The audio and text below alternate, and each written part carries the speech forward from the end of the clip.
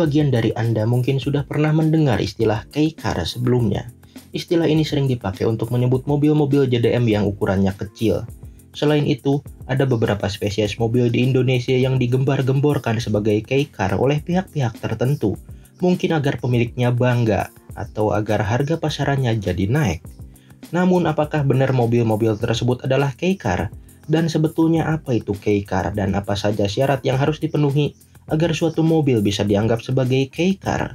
Pada video ini kami akan membahas detail-detail mengenai kei car agar Anda tidak ikut-ikutan latah mengenai kei car seperti orang-orang kebanyakan. Di Jepang sendiri sebetulnya tidak ada istilah kei car, yang ada adalah ini. Kami sebetulnya tidak tahu bagaimana cara membaca tulisan ini, tapi menurut ibu-ibu yang arwahnya ditanamkan ke dalam sistem Google Translate, huruf-huruf itu dibaca seperti ini. Keijidosha. Kahijidosa, kumaha?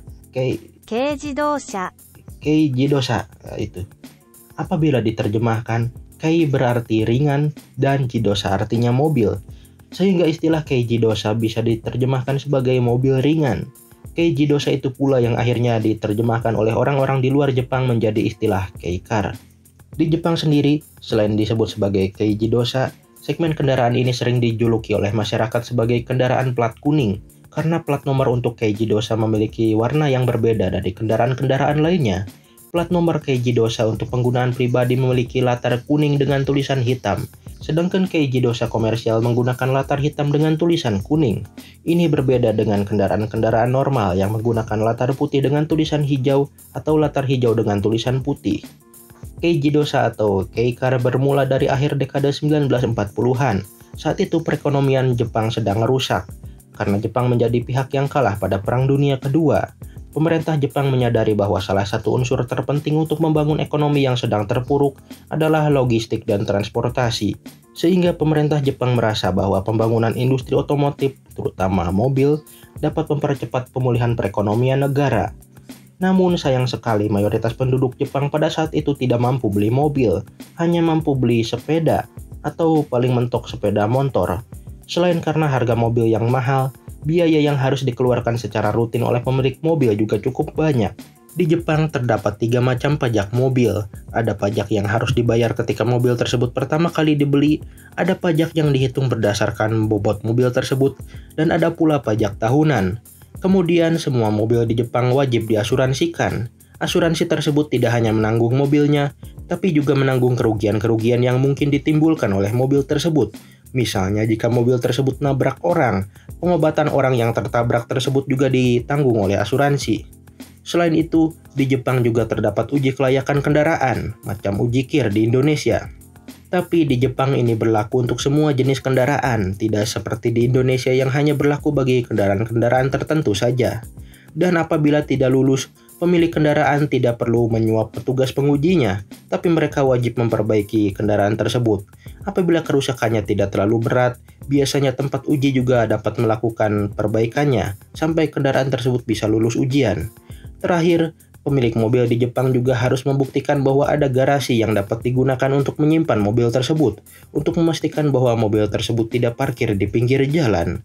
Dengan banyaknya biaya yang harus dikeluarkan, cukup wajar bahwa masyarakat Jepang zaman dulu tidak sanggup untuk punya mobil, tapi pemerintah Jepang tetap ingin masyarakatnya punya mobil untuk membantu pemulihan perekonomian. Sehingga pada 8 Juli 1949, pemerintah Jepang membuat suatu kategori mobil khusus yang bernama keijidosa. Mobil yang masuk ke dalam kategori keijidosa ini mendapat berbagai keringanan pada biaya-biaya yang kami sebutkan tadi, agar bisa terjangkau oleh masyarakat. Namun terdapat berbagai kriteria agar suatu mobil dapat masuk ke dalam kategori ini, yakni panjangnya maksimal 2,8 meter, lebar maksimal 1 meter, dan kapasitas mesinnya maksimal 150 cc untuk mesin 4 tak dan 100 cc untuk mesin 2 tak. Pembatasan ini ditujukan agar harga mobil tersebut bisa dibuat semurah mungkin, hemat bahan bakar, dan lebih ramah lingkungan. Namun tampaknya pembatasan ini terlalu ekstrim, sehingga pada saat itu tidak ada satupun perusahaan otomotif yang mampu membuat mobil yang benar-benar memenuhi kriteria tersebut. Ya memang panjang 2,8 meter dan lebar 1 meter itu benar-benar tidak masuk akal. Ini terlalu kecil apabila dibandingkan dengan semua spesies mobil yang pernah diproduksi di alam dunia. Yang mampu memenuhi kriteria tersebut adalah Pil P50, suatu spesies kendaraan produksi Inggris yang memegang rekor sebagai mobil terkecil di dunia bahkan sampai sekarang. Kriteria kei car tersebut makin tidak masuk akal jika melihat tingginya, diizinkan sampai 2 meter. Jika dibandingkan dengan panjang dan lebarnya, dapat dibayangkan bahwa kendaraan tersebut akan mudah sekali terguling. Karena sadar bahwa kriteria tersebut tidak masuk akal, dan setelah ditunggu hingga 1 tahun pun tidak ada perusahaan yang mau memproduksi kendaraan seperti itu, maka pada tahun 1950 pemerintah Jepang memperbarui kriteria kei car. Batasan panjang, lebar, dan kapasitas mesinnya diperlonggar. Namun setelah menunggu sampai 1 tahun lagi, masih tidak ada perusahaan yang sanggup memproduksi mobil yang sesuai dengan kriteria tersebut. Sehingga pada tahun 1951, kriteria kei car diperbesar lagi. Kali ini panjang maksimumnya jadi 3 meter, lebar maksimal 1,3 meter, tingginya tetap 2 meter, dan kapasitas mesinnya maksimal 360 cc untuk 4 tak dan 240 cc untuk 2 tak. Nah, di periode inilah akhirnya ada beberapa perusahaan yang berhasil membuat mobil yang memenuhi persyaratan sebagai kei car, yakni Auto Sandal dan Yama NJ, yang diluncurkan pada tahun 1953, serta Sumino Flying Feather FF2, ini nama begitu-begitu amat sih, yang diluncurkan pada 1954. Namun dapat dilihat bahwa produk-produk tersebut tidak terlihat seperti mobil, masih terlihat seperti mobil-mobilan. Hal ini membuat mobil-mobil tersebut tidak laku dan masa produksinya pun hanya sebentar. Kemudian pada tahun 1955, pemerintah Jepang kembali melakukan revisi pada kriteria kei car. Sekarang mesin 2 tak maupun mesin 4 tak disamakan kapasitas maksimalnya, yakni 360 cc. Nah, di era inilah kei car mulai diminati oleh masyarakat Jepang. Kei car pertama yang benar-benar laku di Jepang adalah Suzuki Light, yang mulai diproduksi pada tahun 1955, dan Subaru 360 yang diluncurkan pada tahun 1958. Pada era 360 cc ini pula banyak kei car yang diimpor ke Indonesia dan cukup laku. Beberapa di antaranya adalah Daihatsu Bemo, Honda N360, Honda Life generasi pertama, Honda TN, Suzuki Fronte, Suzuki Carry L40, Daihatsu Velomax, dan Daihatsu Hijet S38P. Mayoritas makhluk-makhluk tersebut diimpor secara build-up dari Jepang, kecuali Daihatsu Bemo yang keluaran awal yang dirakit lokal di PT Pabrik Diesel dan Traktor di Jakarta Timur, dan Daihatsu S38P dan Daihatsu Velomax yang diimpor dalam bentuk setengah jadi, lalu perakitan akhirnya dilakukan di PT Gaya Motor. Karena mayoritas diimpor dalam bentuk build-up, spesifikasi makhluk-makhluk tersebut masih sama persis dengan versi Jepangnya, sehingga dengan sendirinya makhluk-makhluk tersebut masih memenuhi standar kei car. Namun di era ini pula sudah ada makhluk yang disalahpahami sebagai kei car padahal bukan, yakni Mazda B600. Seperti namanya, Mazda B600 memiliki mesin 600 cc atau lebih tepatnya 577 cc, sehingga sudah tidak memenuhi kriteria kei car. Memang sebetulnya Mazda B600 ini hanya ditujukan untuk pasar ekspor, sedangkan untuk dalam negeri Jepang sendiri, Mazda menjual varian yang menggunakan mesin 358 cc, yakni Mazda B360. Nah, kalau yang ini memang kei car, tapi Mazda B600 itu bukan kei car karena mesinnya terlalu besar. Perubahan berikutnya pada regulasi kei car terjadi pada Januari 1976. Panjang maksimum menjadi 3,2 meter, lebarnya menjadi 3,4 meter, dan kapasitas mesinnya 550 cc. Pabrikan-pabrikan pun buru-buru membuat produk-produk yang baru untuk memanfaatkan standar baru yang lebih longgar tersebut. Misalnya Daihatsu, mereka membuat 2 buah produk baru pada keluarga Daihatsu Hijet.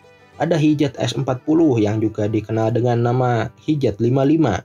Ini sebenarnya masih menggunakan bodi Hijet S38, namun dipasang mesin 550 cc. Kemudian mereka juga membuat Hijet S60 atau Hijet 55 Wide, ditambahkan kata wide karena bodinya berbeda dari Hijet 55 yang biasa, yang ini lebih lebar. Di tahun 1979, agen tunggal Daihatsu di Indonesia juga membuat Hijet 55 Wide, tapi yang versi Indonesia ini benar-benar berbeda dari versi Jepangnya. Yang ini bentuknya benar-benar kotak dan secara dimensi lebih besar daripada versi yang Jepang, sehingga Hijet 55 Wide versi Indonesia ini sudah bukan kei car. Apalagi ketika kemudian Hijet 55 Wide digantikan oleh Hijet 1000, ini makin melanggar standar kei car karena kapasitas mesin 1000 cc itu sudah hampir 2 kali lipat dari batas yang diizinkan untuk seekor kei car. Di kubu Suzuki ada Suzuki ST20 yang sebenarnya merupakan generasi ke-6 dari keluarga Suzuki Carry. Walaupun makhluk ini dirakit lokal di Indonesia, tapi secara desain dan dimensinya masih sama persis dengan Suzuki ST20 yang di Jepang, sehingga Suzuki ST20 ini masih memenuhi kriteria kei car. Suzuki ST20 ini kemudian digantikan oleh Suzuki Carry generasi ke-7. Di Jepang ada dua varian yang ditawarkan pada generasi ke-7 ini. Ada Carry ST30 yang menggunakan mesin 2 tak dan Carry ST40 yang menggunakan mesin 4 tak. Keduanya sama-sama berkapasitas 550 cc dan dimensi bodinya masih sama dengan ST20. Namun di periode ini agen tunggal Suzuki di Indonesia sudah bisa memproduksi mobil sendiri, sehingga mereka membuat Suzuki Carry versi mereka sendiri, yakni Carry ST100 yang bermesin 1000 cc.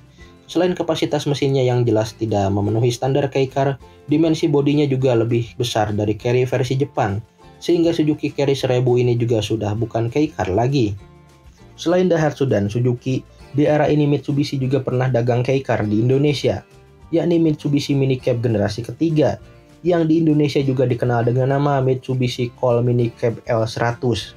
Makhluk ini pertama kali dirakit lokal di Indonesia pada tahun 1980 dengan spesifikasi yang sama dengan versi Jepangnya, sehingga masih memenuhi standar kei car. Setelah makhluk ini berhenti produksi, untuk pasar Jepang disediakan Mitsubishi Mini Cab generasi keempat yang juga masih memenuhi kriteria kei car. Namun agen tunggal Mitsubishi di Indonesia memutuskan untuk membuat penerus Mini Cab dengan versi mereka sendiri, yakni Mitsubishi Jetstar, yang berdimensi lebih besar daripada batas maksimum kei car. Selain itu, Mitsubishi Jetstar juga menggunakan mesin dari Daihatsu Hijet yang berkapasitas 1000 cc, yang tentu saja melanggar kriteria kei car. Dapat disimpulkan bahwa sejak pertengahan dekade 1980-an hingga akhir dekade 1990-an, sama sekali tidak ada kei car yang dijual di Indonesia. Hal ini juga disebabkan karena sejak tahun 1985, pemerintah Indonesia melarang produksi mobil dengan mesin di bawah 1000 cc. Sedangkan pemerintah saat itu juga melarang impor mobil secara build-up sejak tahun 1974. Impor mobil secara build-up ke Indonesia baru diizinkan kembali pada awal dekade 2000-an. Sementara itu di Jepang, terjadi pembaharuan lagi pada kriteria kei car, yakni pada tahun 1990 dan pada tahun 1998. Pada standar kei car terbaru, juga dilakukan pembatasan pada tenaga maksimal mesinnya, yakni 64 PS. Hal ini dilakukan karena terdapat beberapa fenomena di mana pabrikan memasang mesin motor besar atau sport bike pada produk kei car mereka, menciptakan kei car yang bertenaga sangat besar. Hal ini bertentangan dengan kodrat awal kei car yang hemat dan ramah lingkungan. Hal inilah yang mendorong pemerintah Jepang untuk membatasi tenaga mesin pada kei car. Kembali ke Indonesia. Pada tahun 1999, agen tunggal Suzuki di Indonesia meluncurkan suatu makhluk bernama Suzuki Karimun. Beberapa tahun belakangan, sebagian orang menganggap Suzuki Karimun generasi pertama tersebut sebagai kei car. Apabila ditelusuri asal-usulnya, memang leluhur Karimun tersebut adalah Suzuki Wagon R generasi pertama yang dijual di Jepang dan masuk ke dalam kategori kei car. Namun kemudian masyarakat Jepang menginginkan Suzuki Wagon R yang lebih lega, sehingga akhirnya Suzuki menciptakan versi Wagon R yang lebih besar yang dinamakan Suzuki Wagon R Wide. Karena bodinya lebih besar, maka Suzuki Wagon R Wide juga sudah tidak termasuk kategori kei car. Suzuki Wagon R Wide inilah yang kemudian diproduksi juga di Indonesia dengan nama Suzuki Karimun, sehingga dapat dipastikan bahwa Suzuki Karimun tersebut bukan kei car, karena Suzuki Wagon R Wide yang menjadi basisnya juga sudah bukan kei car. Makhluk lain yang seringkali dianggap sebagai kei car adalah Daihatsu Ceria. Leluhur dari Daihatsu Ceria ini adalah Daihatsu Mira generasi ketiga, yang memang merupakan sebuah kei car, dijual di Jepang pada tahun 1990 sampai 1994. Terdapat dua pilihan mesin yang tersedia di Jepang dan dua-duanya masih sesuai dengan standar kei car. Kemudian Daihatsu Mira tersebut diberi beberapa perubahan di beberapa bagian dan dijual di Malaysia dengan merek Peru 2 Kancil. Terdapat dua mesin yang disediakan untuk pasar Malaysia, ada mesin 659 cc yang masih memenuhi standar kei car dan mesin 847 cc yang sudah melanggar batasan kei car. Peru 2 Kancil tersebut kemudian juga diproduksi di Indonesia dengan nama Daihatsu Ceria. Namun untuk pasar Indonesia hanya disediakan mesin yang besar, yang 847 cc, sehingga Daihatsu Ceria tersebut bukan kei car karena kapasitas mesinnya terlalu besar. Makhluk lain yang kadang dianggap sebagai kei car adalah Suzuki Karimun Wagon R. Basis mobil ini sebetulnya memang merupakan kei car, yakni Suzuki Wagon R generasi keempat. Namun kemudian makhluk tersebut dipermak oleh orang-orang India menjadi Maruti Suzuki Wagon R generasi kedua, yang memang secara dimensi lebih besar dan kapasitas mesinnya juga lebih besar dari versi Jepang, sehingga sudah bukan kei car lagi. Versi India inilah yang menjadi basis Suzuki Karimun Wagon R versi Indonesia, sehingga versi Indonesia itu juga bukan kei car. Terakhir ada Daihatsu Hi-Max, yang memang bentuk bodinya itu benar-benar meniru Daihatsu Hijet generasi ke-10 yang merupakan kei car. Sehingga secara dimensi, Daihatsu Hi-Max juga memenuhi standar kei car. Namun Daihatsu Hi-Max menggunakan mesin 1000 cc yang diambil dari Daihatsu Ayla. Dengan demikian, Daihatsu Hi-Max juga tidak bisa disebut sebagai kei car. Lalu jika demikian, apakah memang tidak ada kei car yang dijual resmi di Indonesia pada abad ke-22 ini? Sebetulnya ada.